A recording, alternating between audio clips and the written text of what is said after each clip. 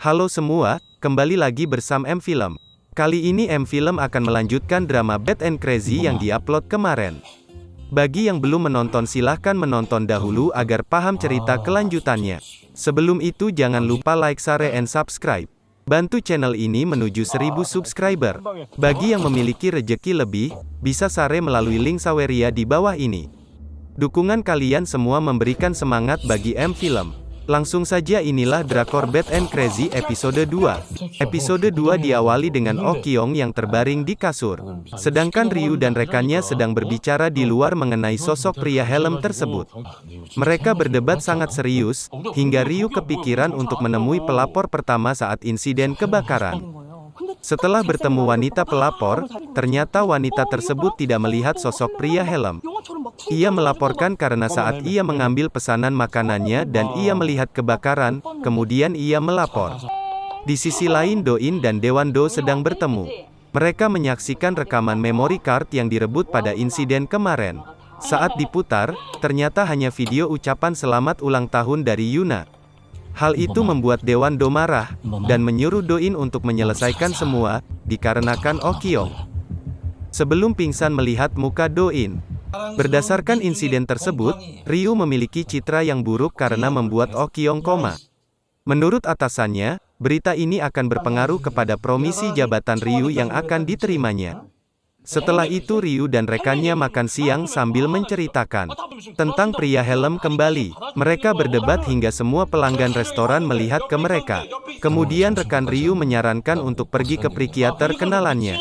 Ryu pun menemui dokter tersebut, ternyata dokter itu gadungan. Ryu diberi obat tidur aja. Keesokan harinya Ryu dan rekannya menuju ke unit Yuna. Saat di sana masih terdapat aktivitas renovasi. Saat ia menuju ke kamar mandi, Ryu teringat adegan berantam dan perkataan dari Oh Kyung yang menemukan sebuah rambut darah. Saat dalam perjalanan, Ryu menemukan selembaran yang menunjukkan orang hilang atas nama Yuna. Tidak jauh dari situ ia bertemu anak Yuna yang sersang menempelkan selembaran. Kemudian Ryu mengajak anak Yuna untuk menceritakan semua hal tentang Yuna sambil memakan es krim. Saat di kantor Ryu dan rekannya memeriksa plat nomor satu per satu. Kemudian dicurigai mobil van hitam yang tudek tercatat nomor polisinya. Kemudian mereka berdua mencari mobil van tersebut dan ditemukanlah di sebuah tempat yang sepi di mana di daerah itu terdapat satu bangunan. Saat Ryu masuk ke dalam terdapat satu orang yang mengaku karyawan di situ. Ryu mengecek satu bangunan tersebut. Saat Ryu akan ke atas, satu karyawan tersebut keluar dan kabur menggunakan motor. Saat akan dikejar ternyata tidak sampai. Ryu kemudian menyuruh rekannya untuk memecahkan kaca mobil dan membuka bagasinya. Saat sudah terbuka ternyata di dalamnya terdapat abu dari kremasi. Kemudian mereka berdua mengambilnya. Di sisi lain karyawan tersebut merupakan suruhan Do-in. Do-in memberinya uang dan menyuruh mereka untuk keluar negeri untuk sementara waktu dan bersembunyi. Karena jika tidak bersembunyi mereka semua akan mati. Saat di rumah sakit, Do-in mengambil sampel darah dari Oh Kyung yang tujuannya belum diketahui. Di sisi lain Ryu dan rekannya memberikan abu itu untuk dites DNA dengan keluarga Yuna.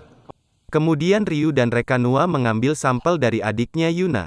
Mereka berdebat tentang kematian Yuna dan hal itu didengar oleh anaknya Yuna. Adik Yuna hanya ingin asuransi dari kematian Yuna. Saat Ryu dan rekannya ingin pergi, anak Yuna meminta untuk tidak mencari Yuna lagi jika ibunya sudah meninggal. Di sisi lain terjadi olah tempat kejadian kebakaran di rumah Oh Kyung. Pada saat penggeledahan ditemukan pisau berdarah yang dibungkus koran. Saat sedang bersama Oh Kyung, Ryu mendapat telepon bahwa abu tersebut memang Yuna. Saat di rumah Ryu kepikiran untuk memeriksa rekaman pengantar makanan sebelumnya. Dan ditemukan pada saat itu Do-in terlihat dari rumah Oh Kyung.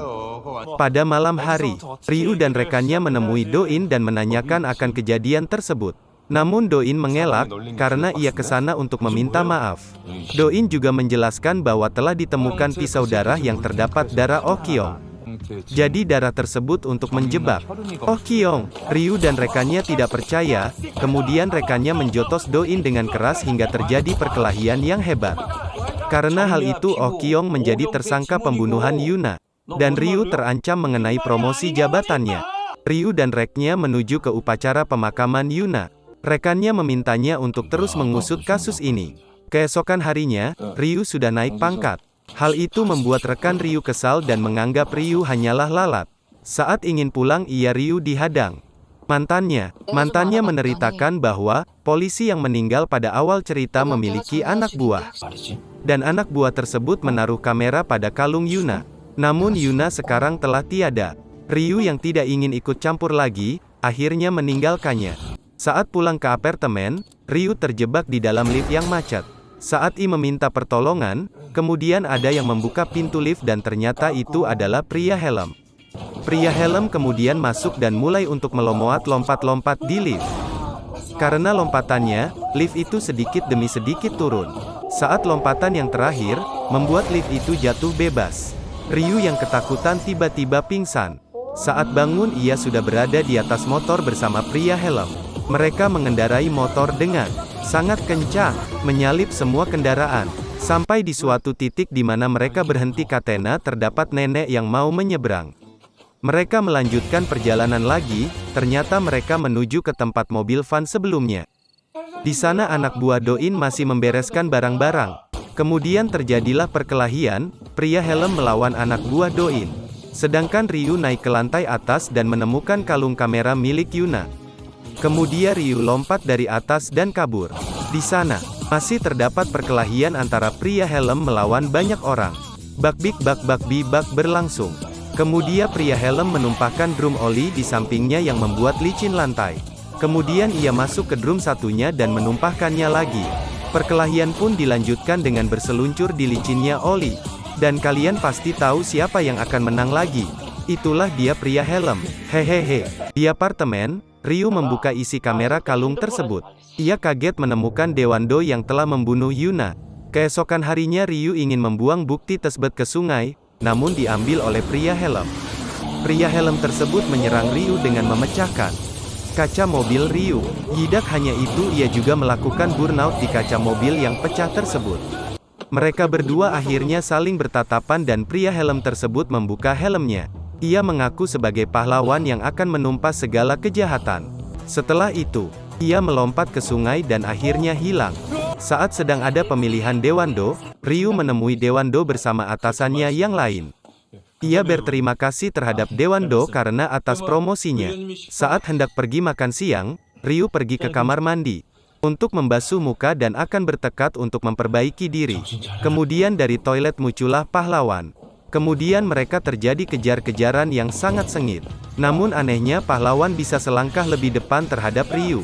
Ternyata pahlawan pergi, menghampiri Dewando. Kemudian ia berteriak, "Do!" dengan sangat kencang. Pahlawan berlari menuju Dewando dan akhirnya menendang mukanya sambil terbang. Semua polisi. Saat itu adegan terhenti dan diperlihatkan bahwa yang pria helm pada waktu kebakaran adalah Ryu. Serta saat di toilet Yuna juga Ryu, dan yang menghajar anak buah Doin juga Ryu. Akhirnya di sana pahlawan alias Ryu menendang muka Dewando. Si yang lain tercengang melihat hal tersebut termasuk Ryu, mantannya dan rekan yang lain. Saat itu diperlihatkan Ryu dari sudut pandang lain juga menendang Dewando. Dan terus berganti-ganti dan episode 2 tamat.